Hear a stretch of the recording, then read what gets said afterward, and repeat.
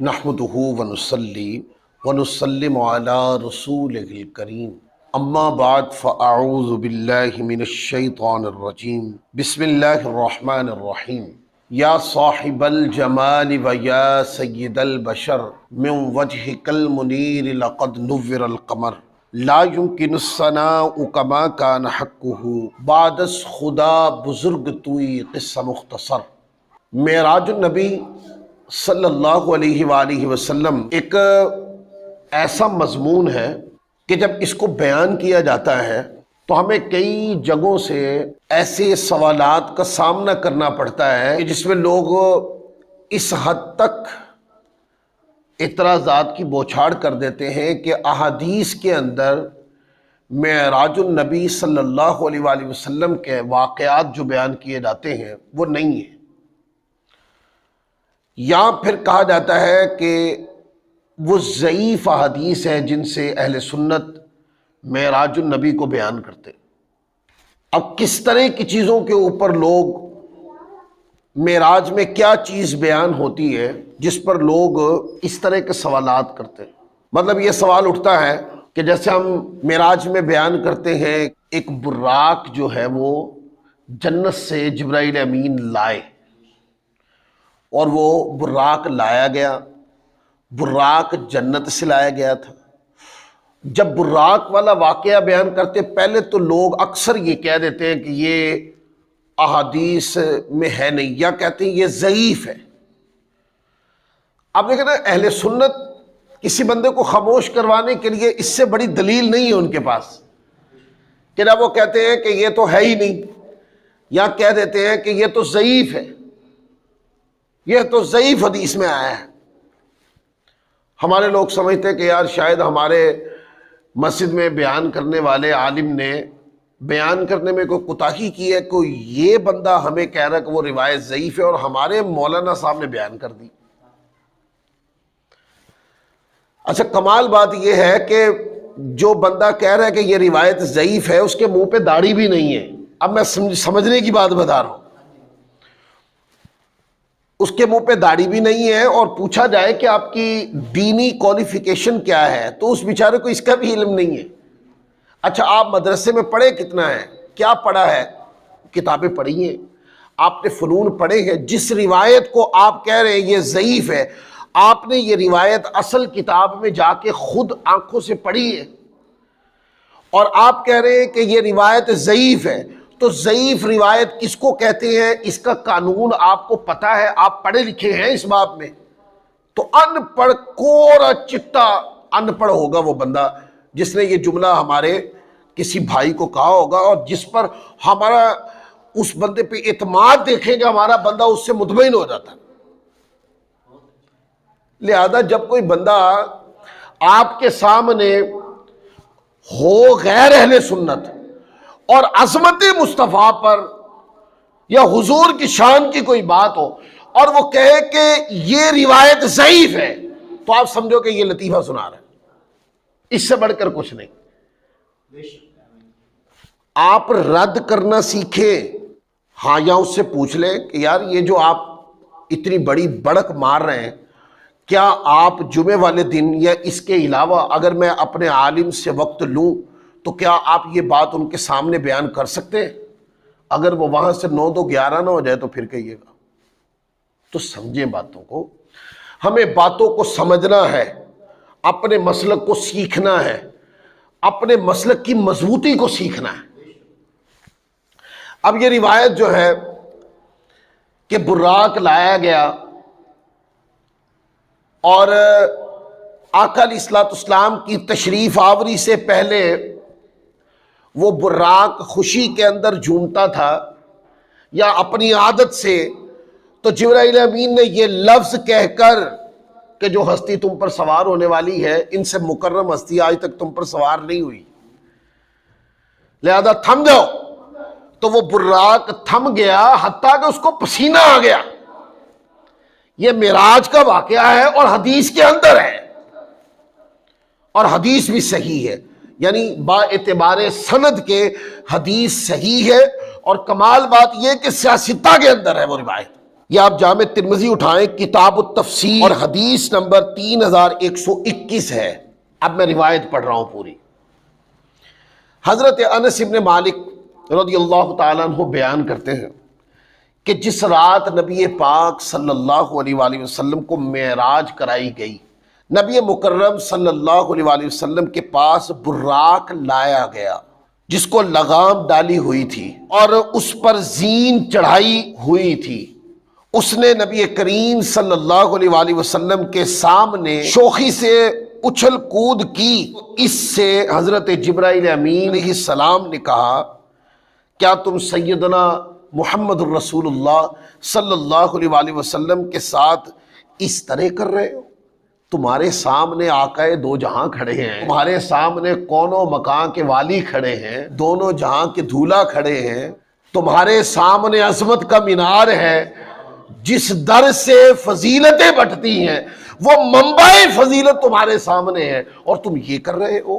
اس پر آگے جبرائیل امین نے کہا سیدنا محمد الرسول اللہ صلی اللہ علیہ وآلہ وسلم سے بڑھ کر مکرم کوئی شخصیت آج تک تم پر سوار نہیں ہوئی۔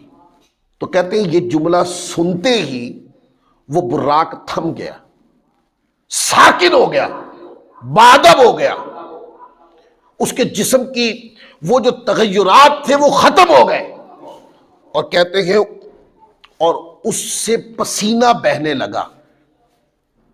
اب یہ پوری روایت ہے اور سند صحیح ہے اور سیاستہ کے اندر ہے یہ روایت۔ انہی جملوں کے ساتھ علماء سٹیج کے اوپر معراج النبی کے واقعے میں براق کی بات کرتے ہیں۔ اب اس پر کچھ کلام کر لیں۔ براق اس خوشی میں کہ میں سواری بن رہا ہوں، اس نے اچھل کود کرنا شروع کی، تو پھر جبرائیل امین نے کہ مصطفیٰ کی سواری کو کتنا بادب ہونا چاہیے، یہ ادب مصطفیٰ کی سواری کو جبریل نے سکھائے کہ بادب ہو جاؤ، سراپا ادب ہو جاؤ، کیونکہ جس ہستی نے تم پر سوار ہونا ہے نا، اس ہستی کی عظمت کا عالم یہ ہے کہ ان کی بارگاہ میں اگر آواز بھی بلند کی جائے نا، لا ترفعوا اصواتکم فوق صوت النبی، آواز بھی بلند ہو جائے تو اعمال برباد ہو جاتے ہیں۔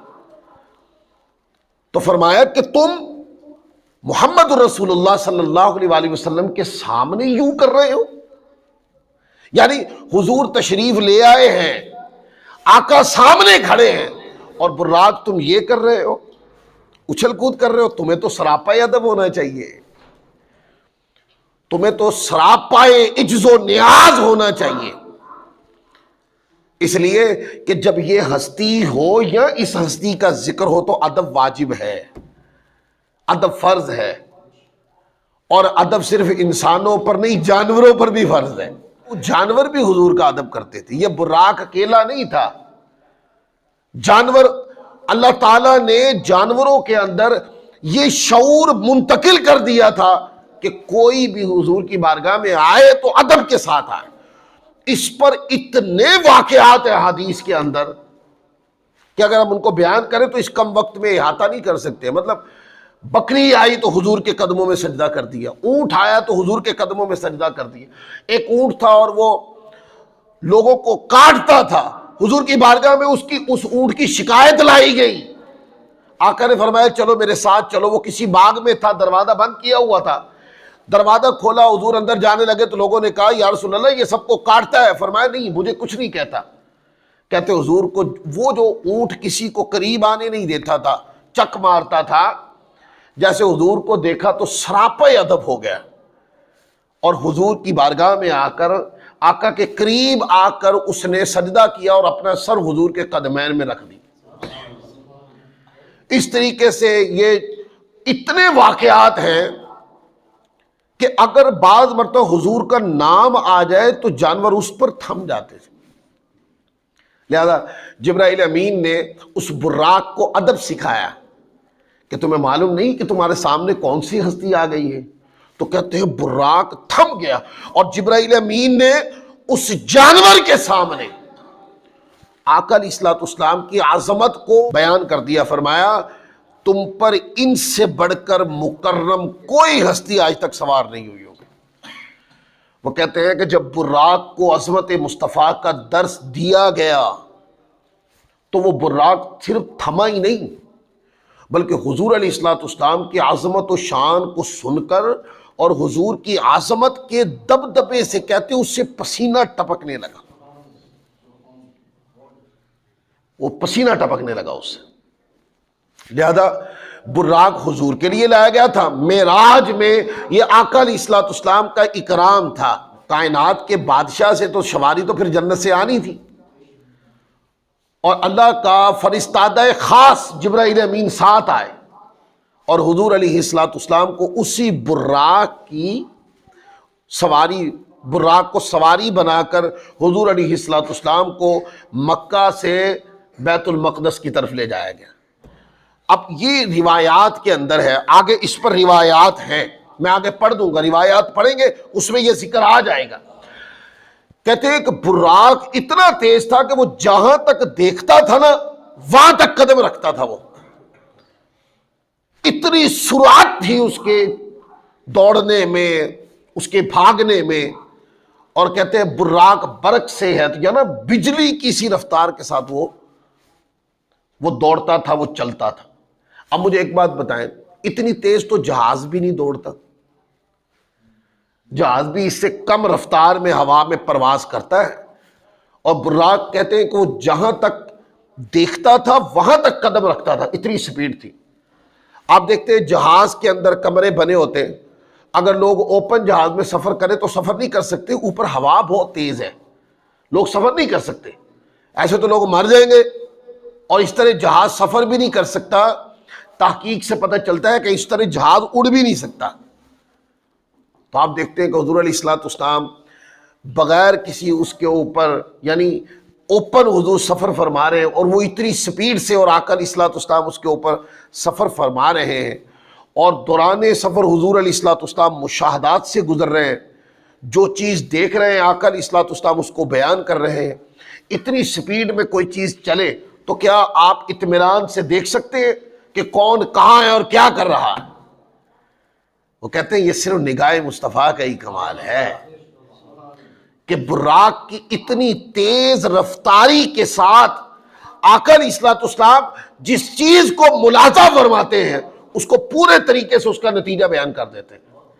اس سے پتہ چلا، اب یہ جملہ ہے، اس سے پتہ چلا کہ براق کی بہت زیادہ رفتار تھی، سپیڈ بہت زیادہ تھی، لیکن براق کی سپیڈ کیا نگاہ مصطفیٰ سے بھی زیادہ تھی؟ نگاہ مصطفیٰ جو تھی وہ براق کو کیا مقابلہ نگاہ مصطفیٰ سے؟ اس کا مطلب یہ ہے کہ براق جتنا بھی تیز تھا نگاہ مصطفیٰ کا وہ نہ تو مقابلہ ہی کر سکتا تھا، نہ اس شان کے برابر ہی ہو سکتا تھا۔ اتنی سرعت رفتاری کے اندر آپ دیکھتے ہو، آگے واقعہ آئے گا، حدیث میں بیان کریں گے، آپ اس کو دیکھ لیجئے گا کہ موسیٰ علیہ الصلوۃ والسلام کہاں ہیں، کس کے قریب قبر ہے، اور کر کیا رہے ہیں۔ آقا علیہ الصلوۃ والسلام دیکھ رہے ہیں اور دیگر چیزیں گزر رہی ہیں، تو حضور علیہ الصلوۃ والسلام مشاہدہ فرما رہے ہیں اور بعد میں اس کو بیان فرما رہے ہیں۔ تو اتنی سرعت رفتاری سے چیزوں کا مشاہدہ کرنا، اتنا جاندار مشاہدہ کہ اس کی حیات کو بھی بیان کر دینا اور اس کا پورا ادراک کر کے اس کو آگے لوگوں میں بیان کر دینا، یہ عظمت مصطفیٰ کا عالی شان ہونا ہے، یہ آقا کی شان ہے۔ اب یہ تو کلیئر ہو گئی نا بات، میں نے آپ کو بتا دی۔ جو بندہ کہے کہ براق والا واقعہ جو بیان کیا جاتا ہے یہ من گھڑتا ہے، اس پر ویسے یوٹیوب کے اوپر ایک کلپ میں نے پچھلے سال ریکارڈ کروایا تھا، میں نے اس کو تقریباً کوئی سیاستہ سے اور اس کے علاوہ جتنی کتابوں میں یہ روایت تھی وہ نکال کر میں نے وہ کتابیں دکھا کر نمبرنگ کر کر وہ پورا میں نے چڑھا دیا تھا، تاکہ کوئی بندہ اس کو یہ نہ کہے کہ یہ من گھڑتا ہے۔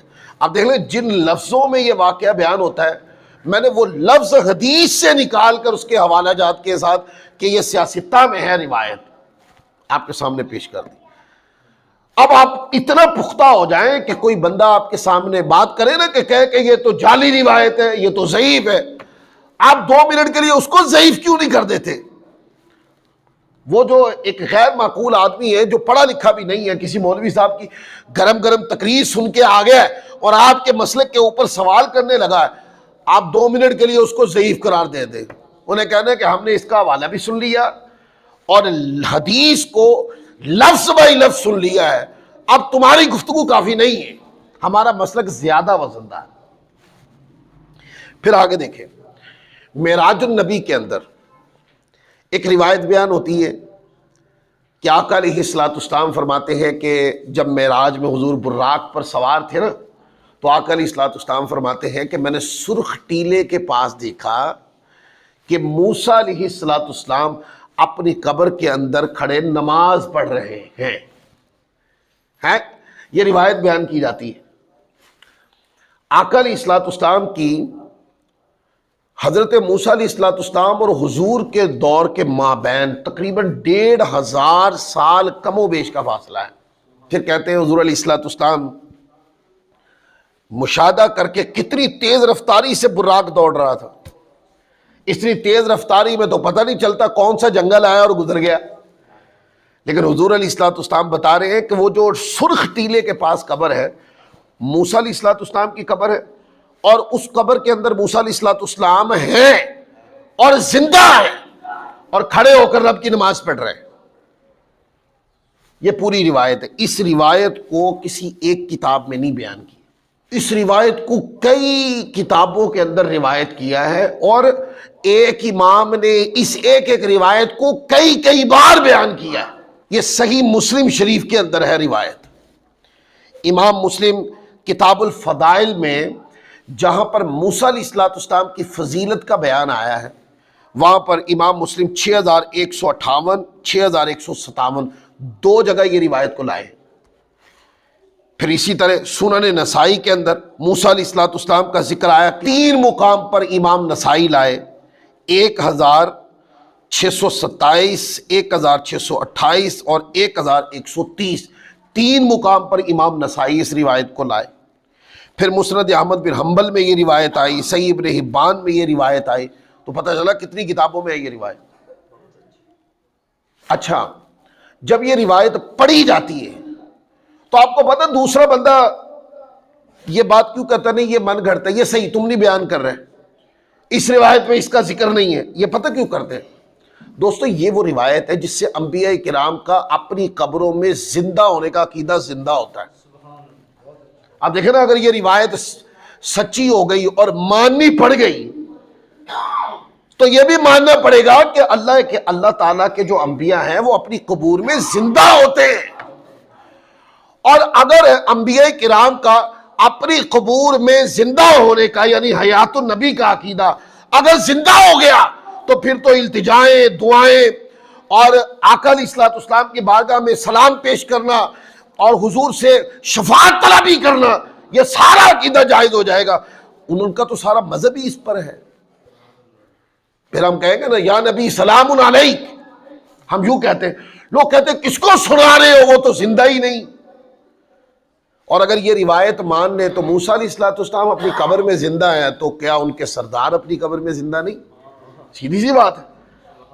تو پھر تو صلاۃ والسلام پڑھو، اور پڑھنا چاہیے کہ موسیٰ علیہ الصلوۃ والسلام اور باقی انبیاء کرام، اللہ تعالیٰ نے زمین پر حرام فرما دیا ہے کہ زمین انبیاء کرام کے وجود کو کھائے۔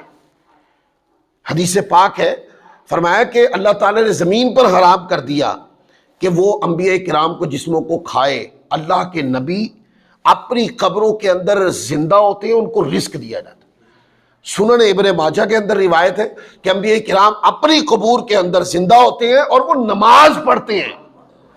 نماز پڑھ رہے ہیں کہ نہیں؟ بولیے۔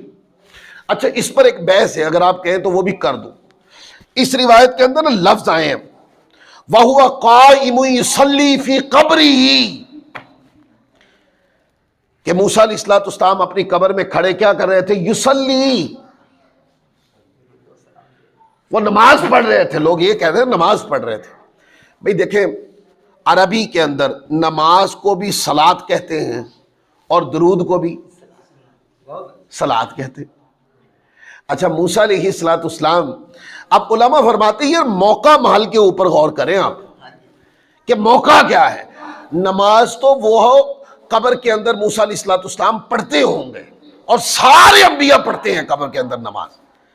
یہ سچا سچا پکا ٹھکا عقیدہ ہے جس کے اندر اف اور بٹ نہیں ہے، لیکن خاص حضور کی تشریف آوری ہونی ہے، آقا علیہ الصلوۃ والسلام کی سواری کا گزر ہونا ہے، بولیے. تو یہ جو خاص وقت تھا نا حضور کی سواری گزرنے کا، تو وہ نماز پڑھتے ہوں گے. صرف موسیٰ علیہ الصلوۃ والسلام قبر میں نماز نہیں پڑھتے، سارے انبیاء نماز پڑھتے ہیں اپنی قبور کے اندر.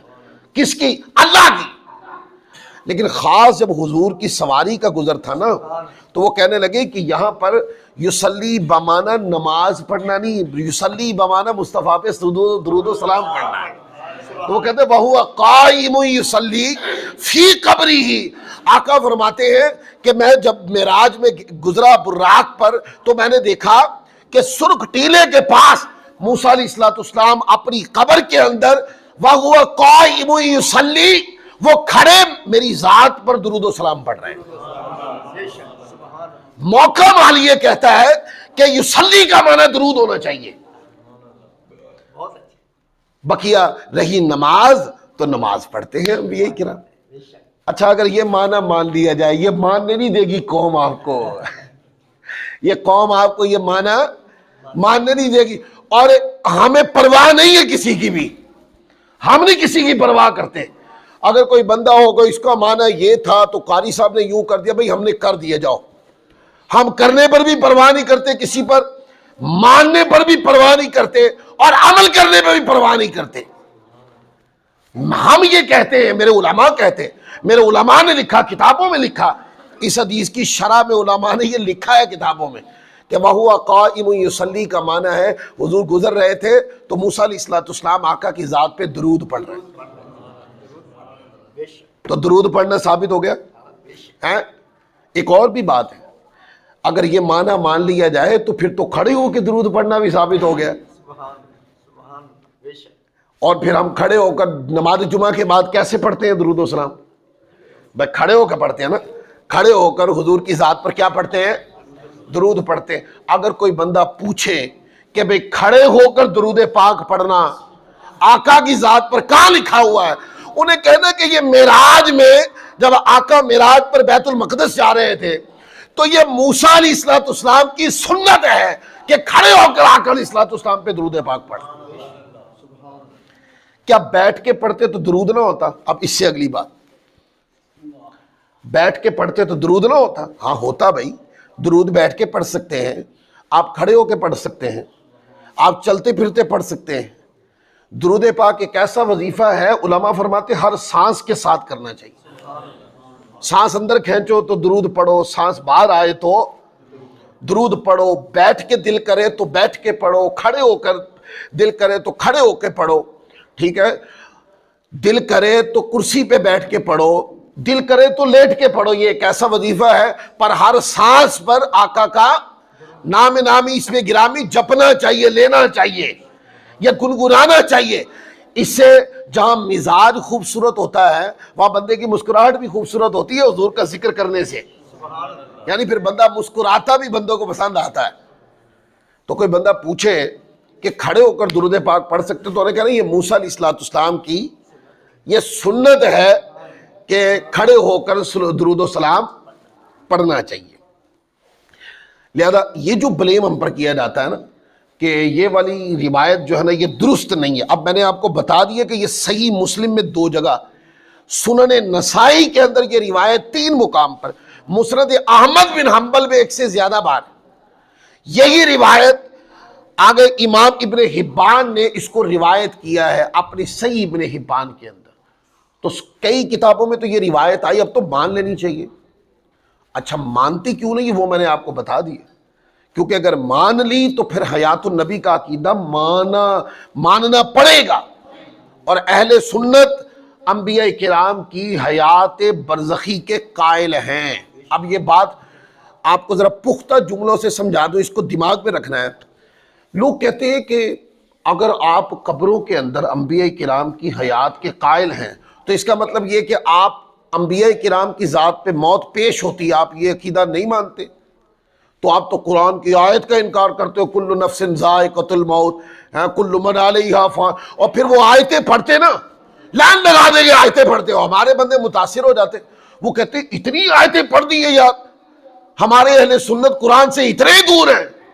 پتہ کیسے چلے گا کہ مولوی صاحب نے ایک سانس میں جو 6 آیتیں پڑھی ہیں وہ موقع محل کے خلاف پڑھی ہیں. موقع محل کے خلاف پڑھ کے آپ سارا قرآن پڑھ دیں, برکت کے طور پہ ثواب ہی ثواب ہے. لیکن ضروری بات یہ ہوتی ہے کہ پہلے بندے کا مسلک سمجھائیں کہ مسلک کیا ہے.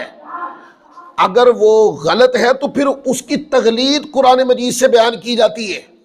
ایسا نہیں کہ قرآن مجید کی آیت کا مفہوم اور ہے, عقیدہ ان کا اور ہے, اور آپ نے ایک ساتھ میں 6 آیتیں پڑھ دی. یہ طریقے نہیں ہوتے. بات کو سنجیدگی سے سمجھنا چاہیے. یہ ہمارا عقیدہ ہے کہ انبیاء کرام کی بارگاہ میں موت پیش ہوتی ہے. میں انہی جملوں سے بیان کرتا ہوں, سمجھ آئے گی بات.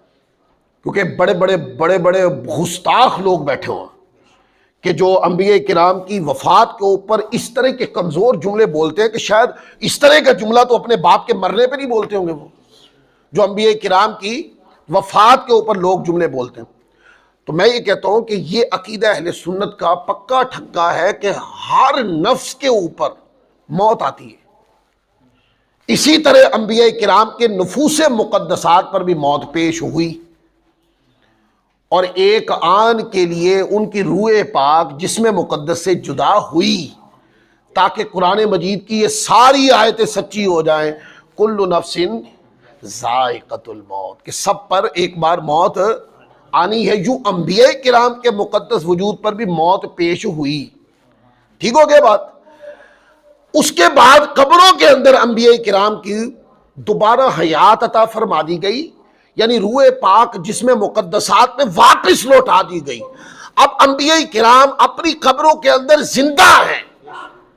لوگ کہتے ہیں وہ حیات برزخی ہے, ہم کہتے ہیں بالکل ٹھیک ہے, پر وہ حیات برزخی وہ نہیں ہے کہ جس میں حس نہیں ہے. نہیں, وہ حیات برزخی تو ہے, پر حیات برزخی دنیاوی ہے, کیونکہ ان کے باتوں کو ذکر کرنے کے ساتھ احادیث اور قرآن فرماتا ہے کہ انبیاء کرام اپنی قبروں میں زندہ ہیں اور انہیں رزق دیا جاتا ہے. رزق جو ہے یہ تو شان ہے وجودوں کی, جسموں کی. پھر کہا جاتا ہے وہ نماز پڑھتے, یہ تو اعمال ہے. بندے کے مرنے کے بعد اعمال کا تعلق تو ختم ہو جاتا ہے, لیکن انبیاء کرام اعمال یعنی نماز پڑھتے ہیں. اس کا مطلب یہ ہے کہ ان کی وفات عام بندے کی وفات کی طرح نہیں ہے. عام بندہ قبر کے اندر جس طرح ہوتا ہے, انبیاء کرام اپنے وجود اصلی کے ساتھ ان کے وجود منور میں ایک ذرہ بھر بھی تغیر نہیں آتا. جیسے عام بندے کی قبر کے اندر بندے کی ہڈیاں گل سڑ جاتی ہیں, انبیاء کرام کے وجود مقدسات کے اوپر ایک ذرہ بھی تغیر نہیں آتا. لہذا ان کی اور عام بندے کی حیات میں فرق ہے. لہذا انبیاء کرام پہ موت پیش ہوتی ہے, ان کی ذات پر وفات ہوتی ہے ان کی, لیکن ان کی وفات اس طرح کی نہیں ہوتی, بلکہ وجود منور میں دوبارہ روح پاک کو لوٹا دیا جاتا ہے. اس پر ایک دلیل دے دوں. قرآن مجید نے نبی کریم صلی اللہ علیہ وآلہ وسلم کی ایک شان بیان کی ہے اور فرمایا وَلَلْآخِرَةُ خَيْرٌ لَكَ مِنَ الْأُولَىٰ. اس آیت کریمہ میں ایک قاعدہ بیان کیا گیا ہے. اگرچہ اس آیت میں وسعت بہت زیادہ ہے, لیکن ہم بالکل تھوڑی سی بات کو ٹچ کر کے آگے بڑھ جائیں گے.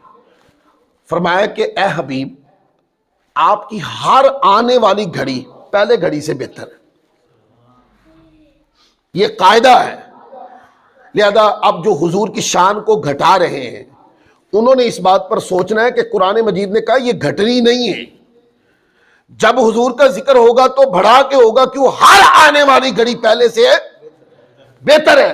لہذا آج اگر عظمت مصطفیٰ کا آپ جن لفظوں میں ذکر کریں گے, اگلی بار عظمت مصطفیٰ کا اس سے اچھے اور بڑے لفظوں کے اندر ذکر کریں گے.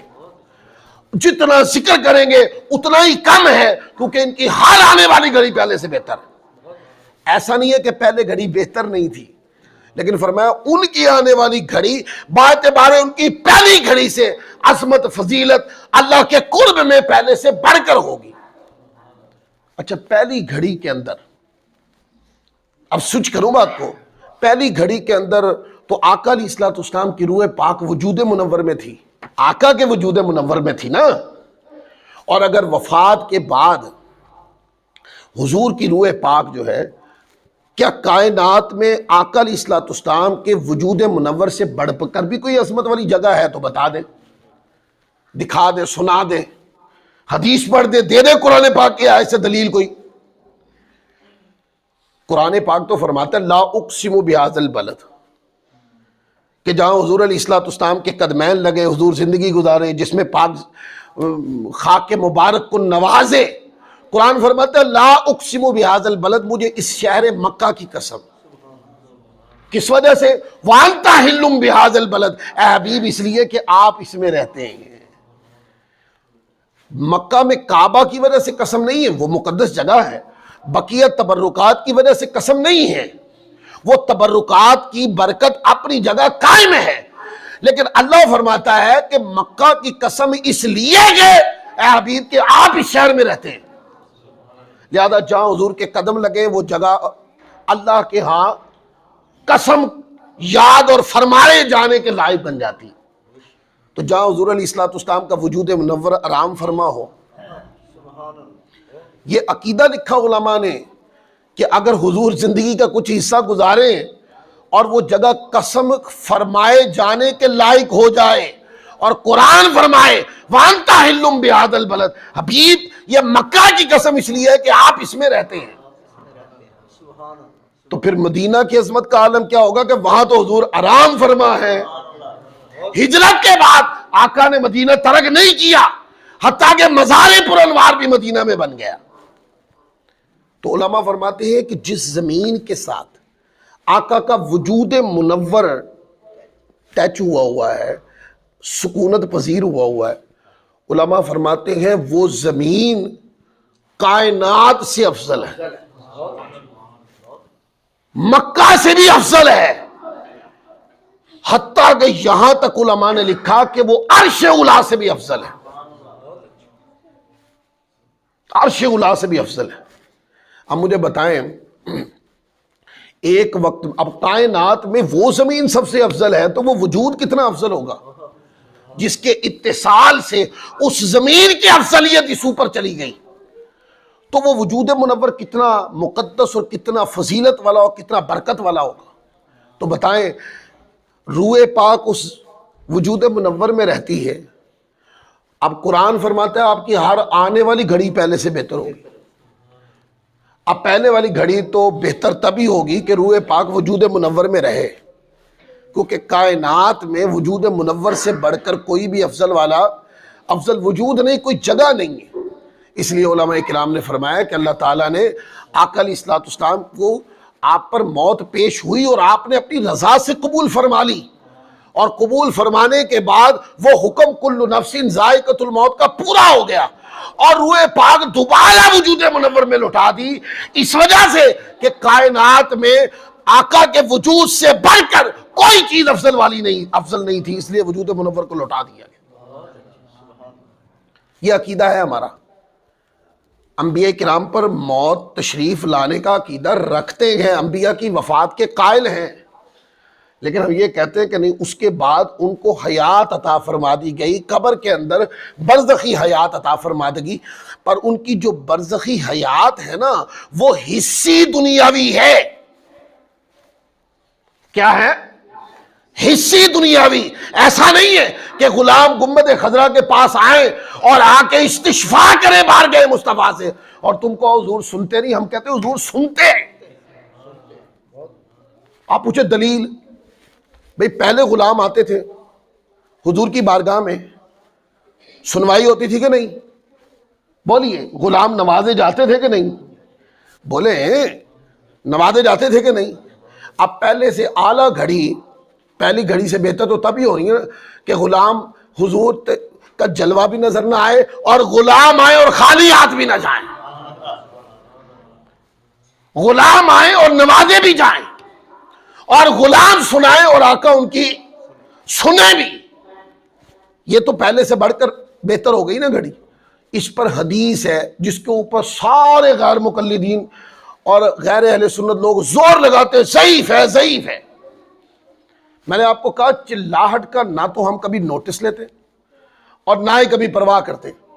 کوئی بندہ بولے کہ یہ حدیث ضعیف ہے، بھئی بولتے جاؤ، تھک جاؤ گے تو خاموش ہو جانا. اس حدیث کی صحت ہے، ہم پر آشکار ہو گئی ہے، سو ہم اس کو بیان کر رہے ہیں. آپ پر نہیں ہوئی تو اللہ کرے گا ہو جائے گی، نہیں ہوگی تو پھر آپ اسی عقیدے کو لے کے مر جانا. آقا علیہ الصلوۃ والسلام نے فرمایا، اب حدیث سنیں. حضور علیہ الصلوۃ والسلام نے فرمایا کہ میری حیات بھی تمہارے لیے بہتر ہے، حدیث ہے، اور میری وفات بھی تمہارے لیے بہتر ہے. اب حیات حضور کی بہتر ہے، اعلیٰ ہے. کیوں؟ اس وجہ سے کہ آقا علیہ الصلوۃ والسلام کی زیارت سے صحابی بنتے تھے کہ نہیں؟ بولیے. آقا علیہ الصلوۃ والسلام کے کلام سے دل فتح ہوتے تھے کہ نہیں؟ بولیے. آقا کی سیرت طیبہ سے انقلاب آتا تھا انسانی زندگی میں. یہ جملے بہت ہیں اس پر. تو یہ آقا علیہ الصلوۃ والسلام کی زندگی طیبہ کے بہتر ہونے کے اتنے دلائل ہیں کہ وقت کی قلت ہم پورا نہیں بیان کر سکتے. حضور نے فرمایا میری وفات بھی تمہارے لیے بہتر ہے. عرض کی یا رسول اللہ وہ کیسے؟ فرمایا کہ تمہارے اعمال مجھ پر پیش کیے جائیں گے. تمہارے اعمال مجھ پر پیش کیے جائیں گے، اور تمہارے اچھے اعمال کو دیکھ کر حضور فرماتے ہیں میں تبسم فرماؤں گا، اور تمہارے برے اعمال دیکھ کر حضور فرماتے ہیں میں تمہارے لیے استغفار کروں گا. اب حضور نے فرمایا کہ تمہارے اچھے اعمال بھی میں جانتا ہوں گا، اور تمہارے برے اعمال بھی میں جانتا ہوں گا. تمہارے اچھے اعمال پر بھی میں تبسم فرماؤں گا، اور برے اعمال پر تمہارے لیے دعا کروں گا. اب مجھے بتائیں، جو کہتے بعد از وفات سن نہیں سکتے، بعد از وفات پکار نہیں سکتے، گنبد خضرا کے پاس جا کر سلام نہیں پڑھ سکتے، دعا میں حضور سے مانگ نہیں سکتے، اور پھٹا کھڑا کر دے رہے ہیں کچھ باتیں جو عقیدہ بھی نہیں ہے، عوام کے اندر اپنا اثر قائم کرنے کے لیے ڈال دینی ہے بس. حضور سے دعا ہو سکتی ہے؟ یہ سوال پوچھے جا رہے ہیں. ہاں ہو سکتی ہے. دعا کرنے والے سے ذرا پوچھیں ہیں، وہ آقا علیہ الصلوۃ والسلام سے جو التجا کر رہا ہے، دعا کی صورت میں حضور سے التجا کر رہا ہے. کوئی بندہ یہاں بیٹھا ہو جو کہے کہ نہیں جی وہ کچھ لوگ ایسے بھی ہیں کہ وہ اللہ کے نبی کو خدا سمجھ کے التجا کر رہے ہوتے ہے کوئی یہاں پر بیٹھا ہوا؟ کسی کے گمان سے بھی نہیں گزرتی یہ بات. جب یوں کہتے ہیں نا یا رسول اللہ انظر حالنا، جب کوئی کہتے ہیں یا حبیب اللہ اسمع قالنا اننی، یہ دعا کرتے ہیں جس وقت، تو جو دعا کرنے والا یعنی التجا کرنے والا جو ہوتا ہے وہ یہی مانتا ہے کہ یہ اللہ کے رسول ہیں، یہ اللہ کے حبیب ہیں، ان کی بارگاہ میں دعا ہوتی ہے، ان کی شفاعت سے اللہ کی رحمت نصیب ہوگی، ان کی شفاعت سے بخشش ہوگی، میں ان کی شفاعت ہی مانگ رہا ہوں، میں اللہ کا رسول مانتا ہوں، میں نے کلمے میں بھی یہی پڑھا ہے. سو حضور سے مانگنا تو کوئی خلاف شریعت بات نہیں. آقا علیہ الصلوۃ والسلام کی ذات اقدس کو جب پکارا جاتا ہے اللہ کا نبی سمجھ کر ہی پکارا جاتا ہے، اور جب اللہ کی بارگاہ میں دعا کی جاتی ہے تو یہ بھی ایک التجا ہے، یہ بھی آہو بقا ہے، اور کرنے والے کا نظریہ اور ہے. جو بندہ دعا مانگ رہا ہے اس کا نظریہ یہ ہے کہ جس سے میں مانگ رہا ہوں وہ میرا رب ہے، وہ لائق عبادت ہے، وہ معبود حقیقی ہے، وہ قادر مطلق ہے، وہ مخلوق نہیں ہے. آپ جملے بولتے چلے جائیں تو میں اپنے رب سے مانگ رہا ہوں، میرا رب جب مجھے دے گا نا تو وہ کسی سے لے کر نہیں دے گا، وہ خود دے گا کیونکہ وہ قادر مطلق ہے.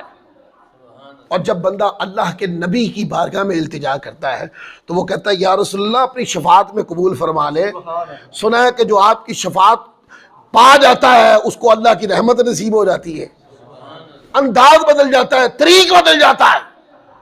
لہذا اگر یہ مان لی جائے حدیث معراج النبی والی کہ حضرت موسیٰ علیہ السلام اپنی قبر کے اندر نماز پڑھ رہے تھے، بعد از وفات وہ اپنی قبر میں نماز، اب اس حدیث پاک میں تو یہ ذکر ہی نہیں ہے کہ آقا علیہ السلام موڑ دیتے ہیں نا بحث کو، وہ کہتے ہیں وہ نہیں، موسیٰ علیہ السلام نہیں تھے، وہ ان کی روح پاک تھی.